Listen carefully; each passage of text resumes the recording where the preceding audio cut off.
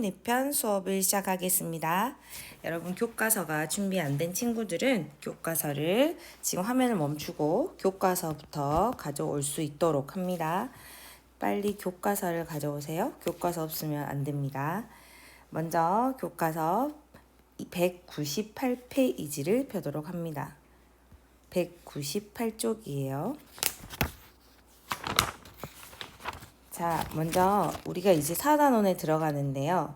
그 역사에도 역사에도 순서가 있듯이 문학에도 역사에 맞춰서 그 시기에 발생하는 문학 작품들이 있습니다.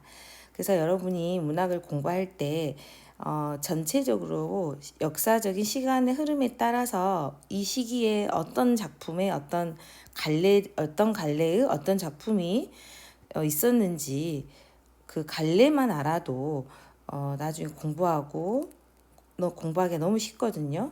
그래서 우리 학교 책에 보면 시대별로 잘 되어 있어요. 자, 선생님이 책을 막 이렇게 넘겨가면서 말하면 너무 복잡하니까 일단 써주겠습니다. 자, 먼저 176쪽부터 177쪽까지는요. 상고시대의 문학이라고 해서 그 우리 신화부터 신화, 설화 이런 것들, 설화의 내용, 신화, 민담, 전설 이렇게 전해 내려오는 그 예전 정말 정말 그 조상 시대의 작품부터 순서가 되어 있고요. 선생님이 오늘 하려고 하는 시대의 것은 바로 고전 시대의 문학입니다. 한마디로 조선을 건국해서부터 우리 조선 끝날 때 우리 개화해서 광복되기 직전까지 그 시기의 작품을 이야기하려고 합니다. 자, 그래서 여기 보면 이렇게 운문과 산문으로 이렇게 두 가지로 갈래로 나누어서 위와 아래에 이렇게 핵심적인 사건들이 있고요. 위로 이 시기에는 악장이 발달했고 한문 소설이 발달했고 그다음에 훈민정음이 창제했지만 아직은 이제 널리 쓰여지지 않았겠잖아요. 그래서 한문 소설이었고 그러다가 나중에는 점점 이제 한글 소설도 나오게 되고 이런 것들이 여기에 보면 이런 식으로 소설이 확산이 되고 이제는 한글 소설이 나오겠죠. 뭐 이런 이야기들이 여기에 다 나와 있어요. 그래서 전반적으로 안 다음에 이 모든 작품들을 수용하게 되면 여러분이 3학년 때 수학능력 시험을 볼 때 큰 도움이 되리라고 생각합니다. 또 참고로 232페이지부터 233페이지까지는 현대문학의 어떤 흐름이 나와 있어요. 현대문학을 여러분들이 어려워하는데 사실 현대문학 부분에서도 크게 큰 흐름들이 있습니다. 큰 사건들이 있어요. 그래서 그런 부분들을 가지고 작품을 이해하면 더 빨리 낯선 작품이 나와도 이해할 수 있을 것입니다. 자, 오늘은 시조만 하기 때문에 시조는 주로 언제 생긴 거냐면 여기에 보시면 형광펜으로 볼게요. 조선시대 전기에 발생합니다. 시조가 발달하게 되죠. 조선시대 처음. 왜냐하면 간결하고 절제된 형식의 시조는 사대 부층의 미의식과 부합하여 문학의 주요한 갈래로 자리를 잡았다. 그러니까 깔끔하고 정갈하고 간결하고 되게 품이 있으면서 양반들이 자기 지식을 뽐내기 너무 좋았겠죠. 그러면서 이제 점점 할 말이 많아지면서 연시조로 발전을 하죠. 그러다가 양반들이 또 기녀들이라는 것은 이제 술집에 가서 같이 흥을 맞춰주는 기녀들도 조금 지식을 갖춰야만 놀아줄 수 있겠죠. 그래서 기녀들이 시조를 창작하게 되면서 점점 이제 그 작자층이 늘어나게 되는 겁니다. 그래서 시조가 맨 처음에는 간단한 한 3장 6구 45자였다면 점점 이제 더 늘어나는 형태이다. 그러다가 오른쪽으로 가보면 이제 조선시대 후기로 가면 시조가 어떻게 나옵니까? 사대부리 창작하는 시조는 전문 가객으로 그 향유 양상이 달라지면서 여러 모든 사람이 그래서 시조 작가층이 여성과 평민층으로 확대되면서 새로운 형식과 내용을 갖춘 사설 시조가 등장하게 된다. 이런 내용이 됩니다. 그래서 뭐 사회적 비판 내용도 있고요. 여러 가지 민중의 한을 담은 내용도 있으면서 작가 미상의 작품이 많이 나오게 됩니다. 그래서 오늘은 시조만 보기 때문에 시조의 부분만 선생님 색칠을 했는데 여러분은 다른 부분들은 다른 작품들을 할 때는 그 관례에 맞는 걸 찾아서 한번 보시면 도움이 될 것 같습니다.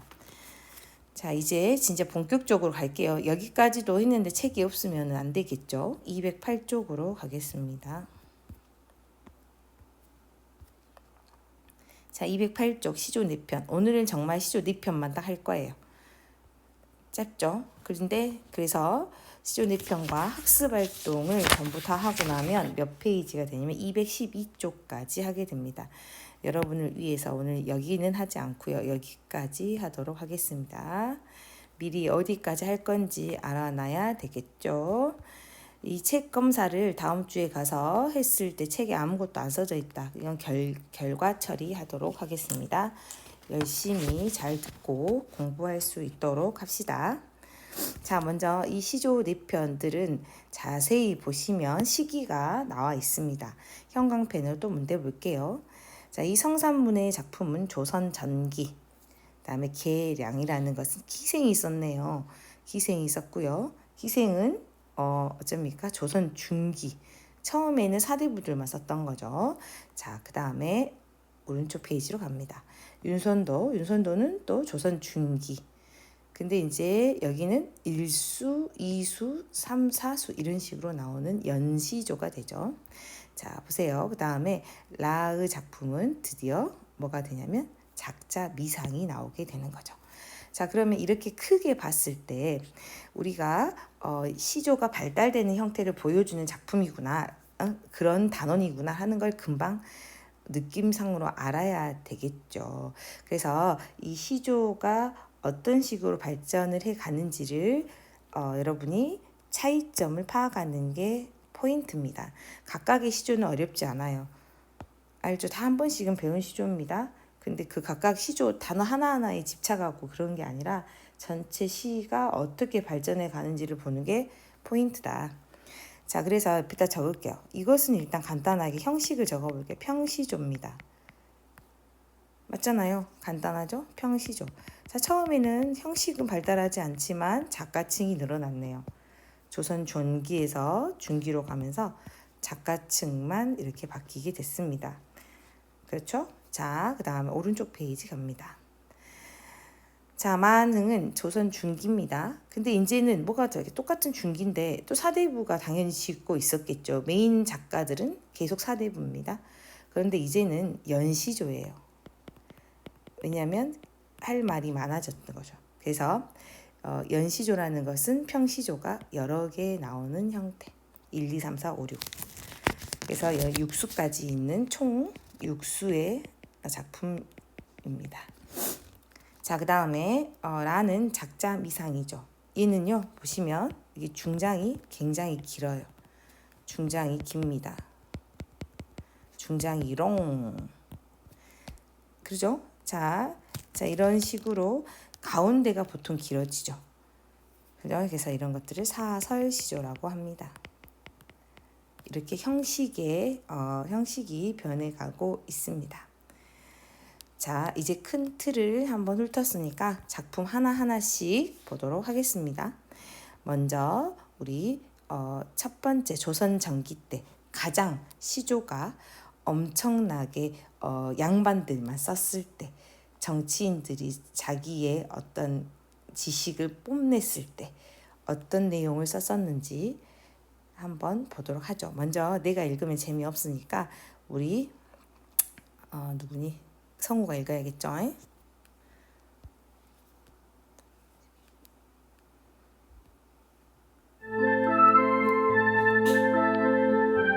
수양산을 바라보며 배기와 숙제를 한탄한다. 굶주려 죽을지언정 고사리를 캐어 먹어서야 되겠는가. 비록 산에 자라는 풀이라고 한들 그것이 누구 땅에서 났는가. 성산문.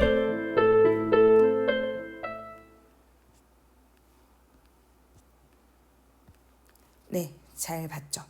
자, 방금 낭송은 여러분의 이해를 돕기 위해서 풀어서 우리나라 말로 아주 많이 풀어서 낭송해 주었습니다. 자, 이것은 우리 여기 내용에 보면 이렇게 나와 있죠. 밑줄 그어 볼게요.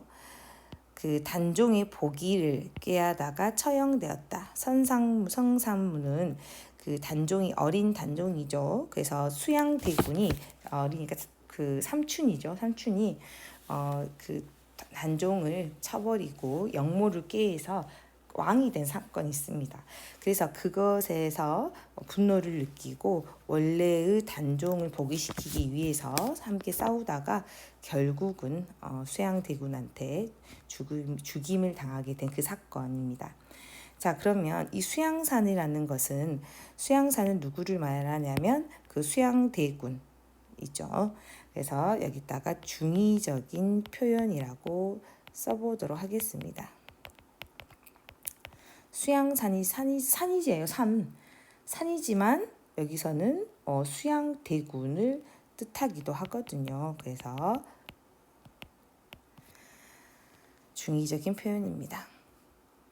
이제 여기에서 그 사대부들의 특징이 나오는 겁니다. 이제라는 것은 백의와 숙제라는 고사입니다. 백의하고 숙제가 자기 다른 자기 주나라하고 뭐 이렇게 싸움이 났을 때 다른 나라의 곡식을 먹지도 않겠다 했던 그런 그 옛날 중국 고사가 있죠. 그래서 걔네들보다 자기는 더 큰 지조를 지녔다. 걔네들은 남의 곡식을 먹지 않았지만 나도 그만큼의 지조를 지녔다. 뭐 이런 뜻인 것 같아요. 그래서 여기에다가 이제는 백의와 숙제를 말하거든요. 자, 백의와 숙제를 한탄한다. 이것은 탓하노라 이거거든요. 탓하노라. 자, 이것의 숨은 의미를 적어야겠습니다. 뭔 말이냐면 자신이 백의와 숙제보다 더 큰 지조를 지녔음을 강조하는 것이 됩니다. 그래서 자기는 자기도 백의와 숙제가 다른 나라의 그 고사리를 먹지 않은 것처럼 자기도 절대 자기는 더 큰 지조를 지녔기 때문에 절대 먹지 않는다. 뭐 이런 거예요. 주려 죽을 진들 이것은 굶어 죽더라도 고사리를 먹겠는가 뭐 이런 거예요. 그래서 채미라는 것은 고사리라고 밑에 설명이 다 나와 있죠. 자, 굶어 죽어도 먹지 않겠다라는 뜻입니다. 아무튼 자기는 지조를 지녔다라는 의미만 알면 되는 거지 뭐 이 뜻에 집착할 필요는 없습니다. 비록 푸세의 것인데 푸세의 것이라는 것은 그 뭐예요? 별것 아닌 풀이죠. 채미가 예죠. 것이라도 그것이 누구 땅에서 나는 것인가. 이 뉘가 중요한 겁니다. 중요한 것은 이제 이 뉘죠. 누구 땅에서 나느냐. 누구야? 이것은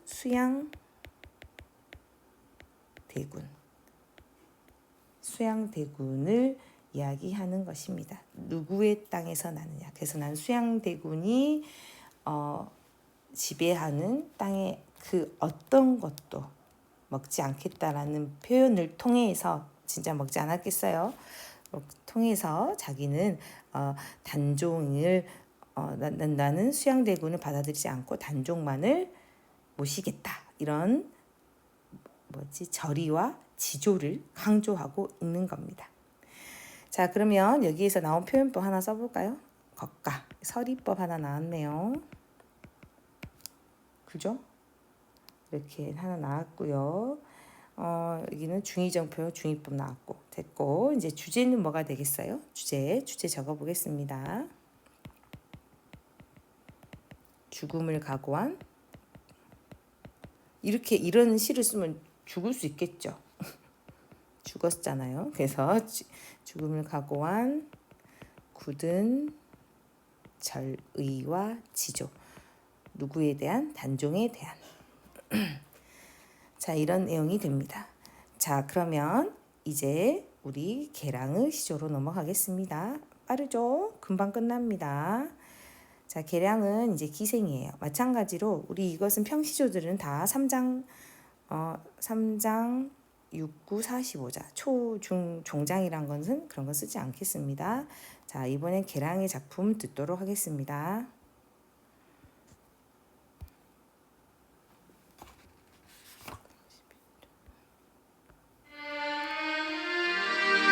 백꽃이 비처럼 흩날리던 때 울며 손잡고 헤어진 임. 가을바람에 떨어지는 나뭇잎을 보며 임도 나를 생각하고 계실까. 천리길 머나먼 곳에서 외로운 꿈만 오락가락 하는구나. 계랑.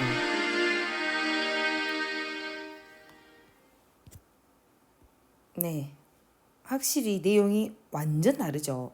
아까 성산문 우리 선생님께서는 굉장히 무거운 내용이었다면 계량은 사랑 이야기였어요. 아시겠죠? 이런 식으로 주제가 변했습니다. 자, 그러면 확대됐다고 표현을 하면 되겠죠? 자, 여기에서 보면요. 자, 이 두 개를 묶어 보겠습니다. 자, 여기에서 이렇게 화살표를 하시고요. 계절의 변화가 있습니다. 자, 사랑을 했는데 이와 우라는 것은요, 백꽃이에요. 백꽃. 자, 백꽃인데 백꽃은 언제 피냐면 우리가 열매를 배는 가을에 먹지만 꽃이 봄에 피어가지고 열매로 성장해서 가을에 먹는 거거든요. 그래서 얘는 봄이에요. 봄. 그래서 얘는 봄비예요. 봄. 이와우. 그래서 봄꽃비입니다. 봄꽃비. 봄을 이야기해요. 그러면 봄에 비라는 것은요. 비라는 것은 또 하강의 이미지입니다. 하강의 이미지입니다. 그래서 봄에 이별을 했어요. 봄에 이별을 했단 말이야. 그런데 추풍낙엽. 추는 가을 추자죠. 그죠?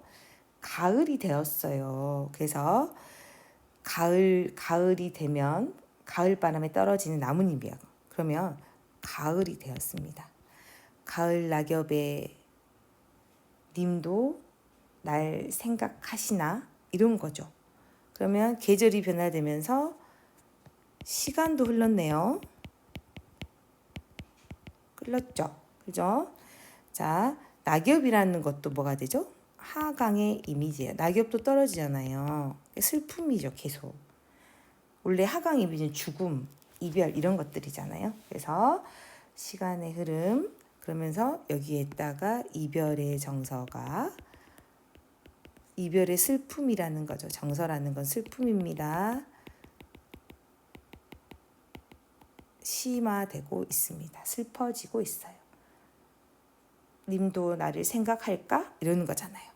가을 낙엽에 우리 봄에 이렇게 헤어졌는데 가을이 됐는데 날 생각하실까? 이런 거예요. 자, 천리라는 것은요. 천리의 외로운 꿈만. 천리는 굉장히 님과 멀리 떨어져 있다. 그러니까 공간적 거리기도 하겠지만 님과 나의 공간적 거리기도 하겠지만 그만큼 심리적인 거리도 되겠습니다. 외로운 꿈만 오락가락 하는구나. 안 좋은 것은 셈으로 표시할게요. 외로운 꿈은 님을 향한 그리운 마음이겠죠. 외로운 꿈만 오락가락 하는구나. 그래서 여기는 계절의 변화 뭐 이런 것들을 가지고 자기가 굉장히 사랑하는 사람을 그리워한다라는 것을 강조하고 있습니다. 그러면 주제는 간단합니다. 주제는 님을 그리워하는 마음이 됩니다. 됐죠? 선생님 빠르면 멈춰놓고 포즈를 누른 다음에 메모하신 다음에 넘어가시면 되겠습니다. 자, 다음으로 넘어갈게요. 마는 갑니다. 자, 만흥도 또 낭송을 한번 들어봐야겠지요. 만흥, 윤선도. 자연 속에서 바위 아래 띠집을 짓고자 하니 그 뜻을 모르는 남들은 비웃기도 한다마는 어리석고 세상에 어두운 사람의 드세는 내 분수인가 하노라. 보리밥과 풋나물을 알맞게 먹은 후에 바위 끝 물가에서 실컷 논이노라. 그 나머지 일이야 부러워할 줄이 있으랴. 누군가 삼정승보다 낫다고 하더니 천자라고 한들 이만큼 좋겠는가. 이제 생각해보니 소부와 허유가 영리하더라. 아마도 자연 속에서 논이는 즐거움을 비할 곳이 없으리라.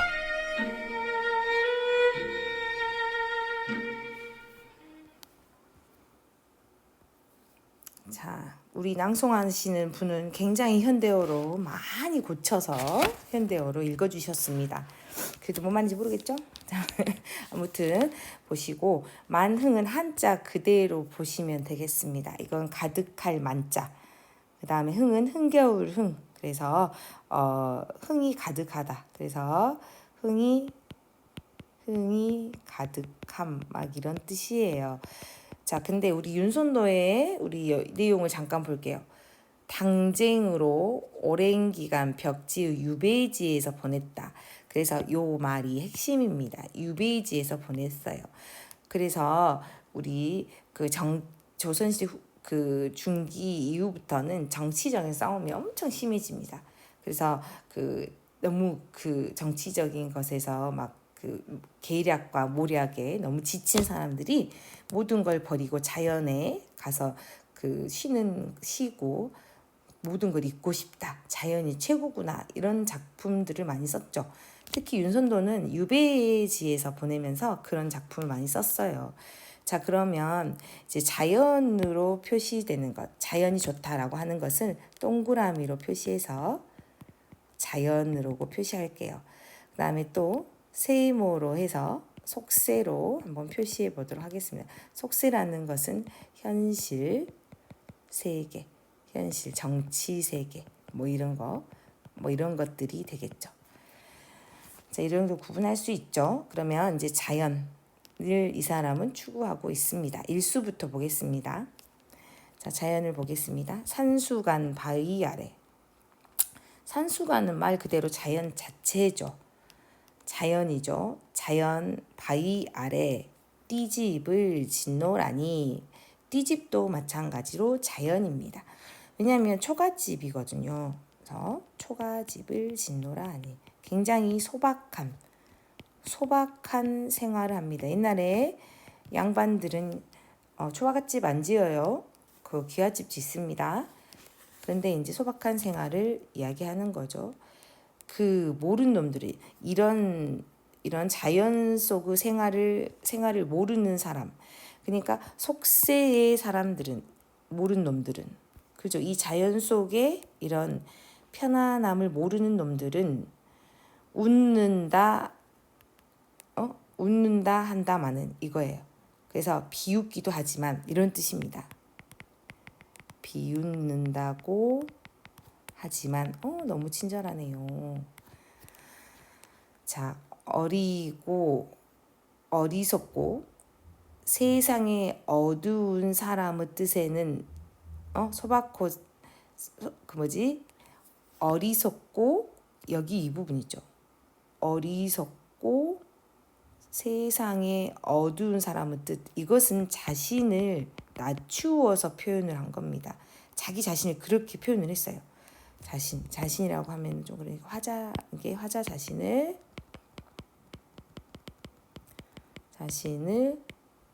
낮춘 겸손 표현이라 이렇게 쓰면 되겠네요. 뜻은 내 분인가 하노라. 그래서 이것이 내 분수인가 하노라 이랬어요. 그래서 이것은 말 그대로 자, 내 분인가 하노라. 내 분인가 하노라. 그래서 일수는 분수에 맞는 삶에 대해서 이야기하고 있습니다. 됐죠? 자, 이수로 갈게요. 자, 또 자연 동그라미 치겠습니다. 보리밥 풋나물. 이것도 그 초가집 같이 소박하면서 자연을 즐기는 거죠. 보리밥 풋나물 알맞게 먹은 후에 바위갓 물가에서 실컷 논다 이런 뜻이거든요. 이것은 실컷 이런 뜻이죠. 그 남은 일이야. 그 남은 일은 속세의 일을 말합니다. 이거 아까 파란색으로 했으니까 또 파란색으로 한번 해볼게요. 그 남은 일이야. 부러워할 것이 있겠느냐. 속세에서 부귀영화를 뭐 이런 뜻입니다. 남은 일은 속세의 부귀영화를 이것은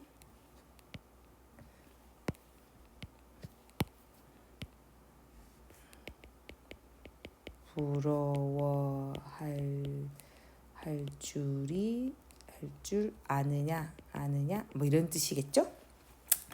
부러워하지 않는다 이런 뜻이겠죠? 서리법이네요. 자, 그러면 이수는 지금 나는 너무 이 삶이 만족스럽다라는 내용이 됩니다. 여기죠, 이수. 보리밥 먹고 바위 물가에서 노는 것이 너무 만족스러워서 속세의 부귀영화는 부럽지 않다. 이런 내용이기 때문에 여기다 적으면 자연 속에서 즐기며 만족하는 삶을 살고 계십니다. 자, 이제 마지막 사슈 갑니다. 누가 이거죠. 누가 삼공보다 낫다 하더니 만승이 이만하랴. 그래서 그 만승이라는 것은 천자 그 임금님을 말합니다. 삼승도 굉장히 그 높은 좌의정, 영의정 이런 걸 말합니다. 높은 관직을 말해요. 임금이 자리라고 이만하겠느냐. 그러니까 내가 지금 있는 곳이 임금보다 더 좋다. 뭐 이런 뜻이에요. 자, 이제 생각해보니 헤어드는 생각해보니 소부, 허유, 소부와 허유가 영리하구나. 영리하더라. 여기 옆에 써줬잖아요. 여기 써줬잖아. 여기 영리하더라. 그중에 모르고 있으면 옆에 다 써줬어. 아마도 임천한흥을 비길 곳이었구나. 임천한흥도 나왔네요. 이게 뭐라고 나왔어? 자연 속에서 느낀 한강 성취가 나왔죠. 자, 이것은 그럼 동그라미겠어? 세모겠어? 자, 동그라미겠죠. 핵심 단어입니다. 핵심 단어. 그치? 그래서 이것은 주제어면서 자연을 즐기는 삶을 이야기하는 거예요.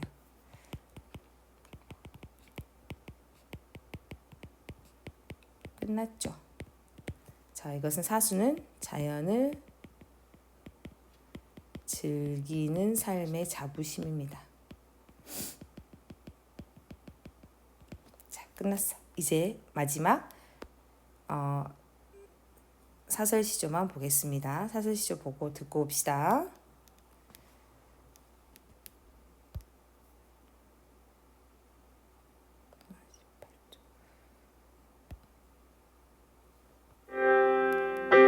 창을 내고 싶구나. 창을 내고 싶구나. 이 내 가슴에 창을 내고 싶구나. 고모장지, 새살장지, 들장지, 열장지, 암톨적위, 숲톨적위, 배목걸새를 크나큰 장도리로 뚝딱 박아 이 내 가슴에 창을 내고 싶구나. 이따금 너무 답답할 때면 여다다 볼까 하노라. 작자 미상. 선생님 참고로 이게 제일 좋은 것 같아요. 이게 제일 좋은 재밌는 작품이죠. 자, 여기서 창이 정말 중요한 역할을 하는 거죠. 창은 그 열었다 닫았다 하면서 그 내면적 고뇌를 해소할 수 있는 그런 소재입니다. 그래서 내면적 고뇌, 갈등이죠. 고민이죠.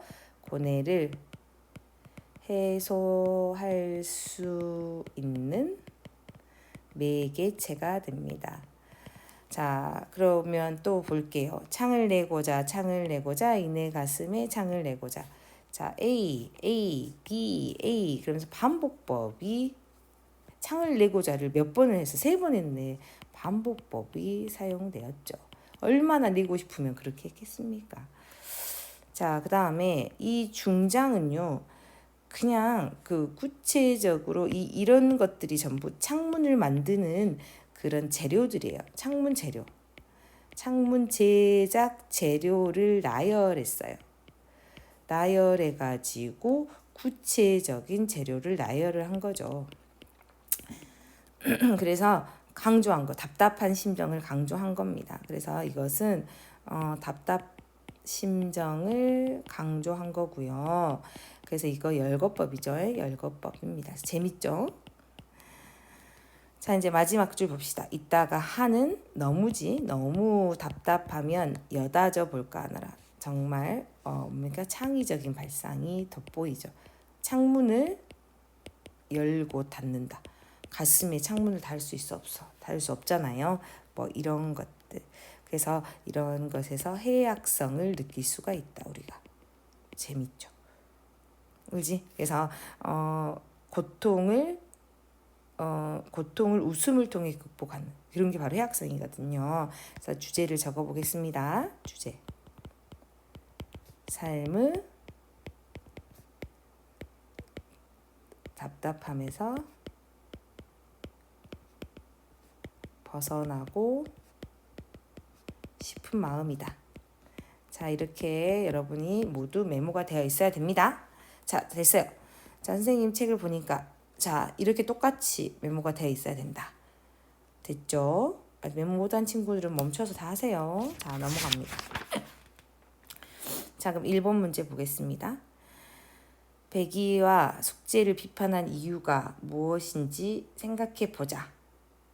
자, 백이와 숙제는 본래 은나라 고죽국의 왕자였는데 아버지가 죽은 뒤 서로 후계자가 되기를 사양하다가 나라를 떠났다.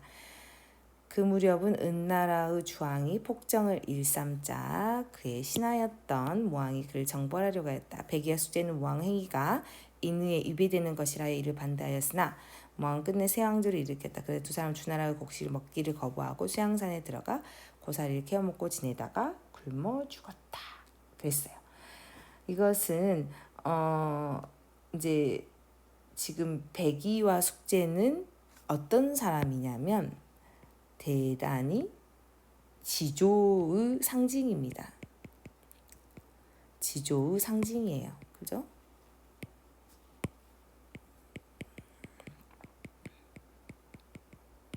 그래서 얘를 비판한 이유는 뭐냐면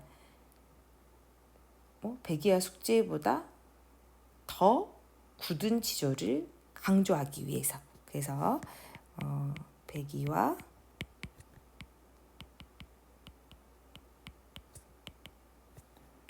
비판한 이유 있죠. 여기입니다.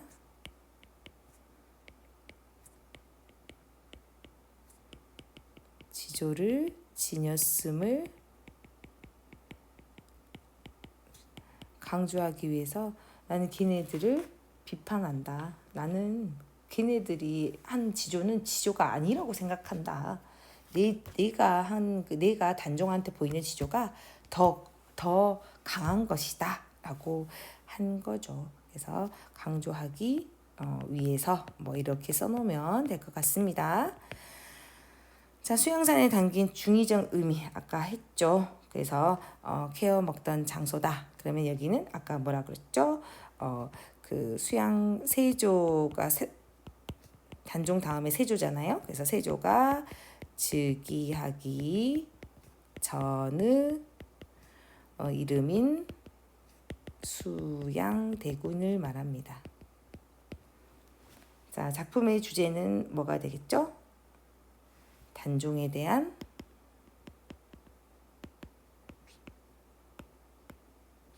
굳은 의지, 충절과 의지, 뭐 이런 것들을 충성을 다하는 충절 의지를 표현하고 있습니다. 그래서 역사적인 사건과 이것에 관련된 그 영화도 굉장히 많으니까 한번 보시면 재밌습니다. 자, 메모됐죠? 2번. 작품 나에 제시된 다음 시어들이 무엇을 형상하는지 생각해보고 화자의 정서와 관련하여 어떤 효과가 있는지 말해보자. 자, 계절의 변화를 나타낸다. 자, 이거 이와우 추풍낙엽. 내가 선생님 이거 하나 했고 한 가지를 더 말해줬었죠. 자, 무엇이었죠? 그렇지. 그래서 비와 낙엽입니다. 비와 낙엽은 어떤 이미지를 가지고 있었죠? 하강의 이미지를 가지고 있었습니다. 자, 천리라는 것은 공간적 님과 화자 사이의 공간적 거리도 되지만 심리적 거리 뭐 이런 것들을 표현을 한다. 이렇게 했었어요. 자, 그렇다면 이것들의 효과는 뭐겠어요? 이 효과라는 것은 다 주제입니다. 주제를 부각시키려는 효과겠죠. 그죠? 그러면 뭐예요? 이별의 정서를 심화시키기 위한 것이 된 것입니다. 됐죠? 자, 그 다음 페이지로 넘어갑니다. 3. 자, 3번은요. 다의 작품에서 선생님 이것은 빠른 속도로 할게요. 지금 아이패드가 너무 뜨거워져가지고 빨리 끝내야 되겠어. 자, 선생님 이렇게 표시 이미 해놨었거든요. 자, 중심 내용은 이미 적어줬습니다. 메모하세요. 자, 화자가 지향하는 삶은 주제입니다. 주제 적으세요. 됐죠? 넘어갈게요. 4번. 자, 이것도 마찬가지입니다. 초장은 뭐예요? 창을 내고 싶은 소망이를 드러내고 있어요. 어떤 방법을 통해서? 식구 반복을 통해서. 중장은 창의 종류와 부속품들을 열거했습니다. 그렇죠? 그래서 열거. 종장은 이것은 정말 해악. 됐죠? 자, 가다와 비교할 때 이 작품에서 나타나는 형식적인 특징은 어떤 것이냐? 어떤 효과냐? 바로 이 해학적인 효과. 약간 그 길어지면서 파격적인 형식을 보여준다라는 겁니다. 이것은 특별히 안 하셔도 됩니다. 넘어갈게요. 자, 이제 다 왔죠? 자, 제일 중요한 것은 5번이에요. 5번. 자, 세이 보면 이건 조선 전기. 자, 나다는 중기고요. 이거는 후기가 됩니다. 자, 이렇게 발전해 가는 모습. 자, 그러면 가장 큰 게 있어요. 이거 다 여러분 채울 수 있거든요. 다 채울 수 있어요. 전부 다. 전부 채울 수 있는 내용인데, 자, 여기서 핵심만 적겠습니다. 전기, 중기, 후기로 가면서 작가층이 확대됩니다. 여기 채워 오십시오. 이거 여러분 채울 수 있어요. 자, 내용이 다양해졌어요.